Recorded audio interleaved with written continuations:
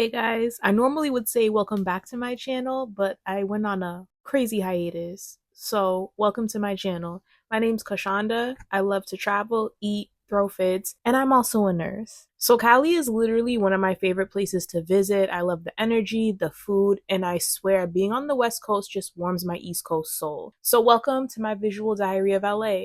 Flying into LAX can be a bit overwhelming the first time because it's such a big airport. If you're using any rideshare, you do have about a 3-minute walk across the way from the airport, but they do have a shuttle that's 24/7, which is much safer when traveling alone, so I highly recommend it. First things first, we like to stay at the Mondrian LA. It's on Sunset Boulevard. A lot of people like to get into the comments and tussle with their opinions about Mondrian, saying it's outdated, there's better places.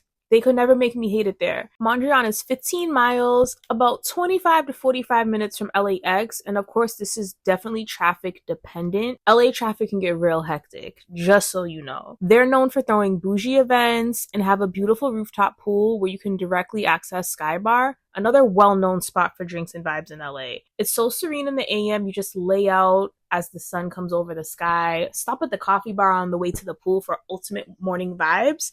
Over the years, they switched up the restaurant within the hotel, but the food and bar never disappoint. If you DoorDash, I recommend tracking your order and specifically requesting they bring it to the front desk. I fell victim to an unhoused person taking my food when the delivery was left on the floor outside the hotel. Honestly, I don't know why they would leave it there, but whatever. But like Drizzy said, more blessings because I'm generous. There are plenty of things to do in LA. Personally, I'm pretty low-key. I love shopping, exploring, eating. Honorable mention to the Grove, which is located about 15-20 minutes and 3 miles from Mondrian. I prefer to Uber when I'm away, but if you are driving, they have valet available.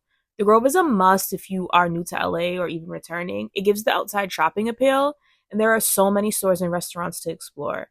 My favorites, of course, are Aritzia, Charlotte Tilbury, just to name a few. Depending on the day or season, you'll find pop-up shops and even catch random celebs or streamers just vibing out. A must-try is La Piazza. They have indoor and outdoor seating. In my opinion, the outdoor seating is best case scenario.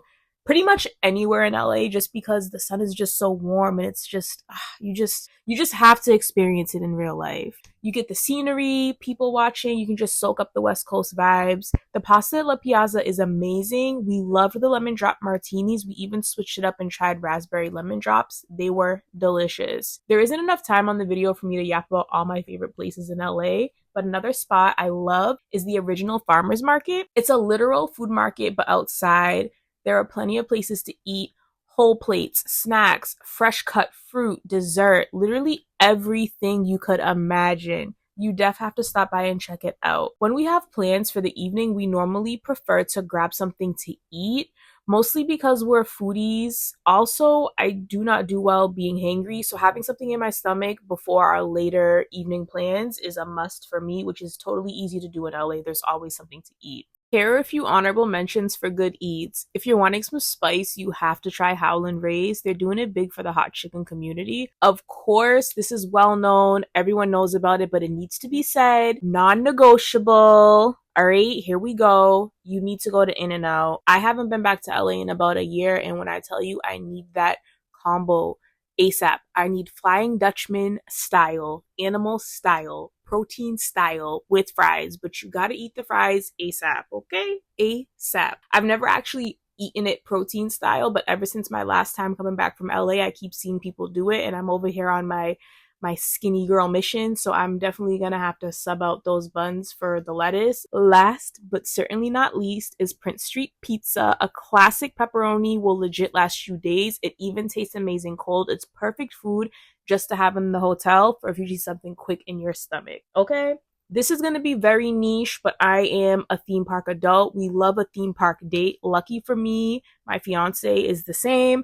In honor of spooky season, I have some Universal Studios Horror Nights B-roll. From September 4th to November 2nd, you can enjoy the spooky vibes. Make sure to look up the ticket dates specifically because depending on the day, the park may be open later for spooky season. So just really pay attention to that. I think one time we booked it and I booked it for whatever day was available. Universal and they closed earlier, but we've definitely been there late in the past. You know, I like to prefer to go on a day where we're not at the theme park all day already, because in LA it can get a little chilly after dark. So we like to like enjoy the day, do what we're doing, go back to the telly, eat something, and then get dressed for the weather. But it's such a vibe. There's usually about 5 haunted houses all throughout the park, and it's kind of lit when you're at Universal because it's literally like built up in mountains. So you're going down like acreage of escalators to get to and from certain parts of the park. Wear comfortable shoes because once the gates open, people are literally running to get to the haunted house they want to see first to avoid the wait times. And when I tell you those wait times can stack up, they stack up. It's super scary.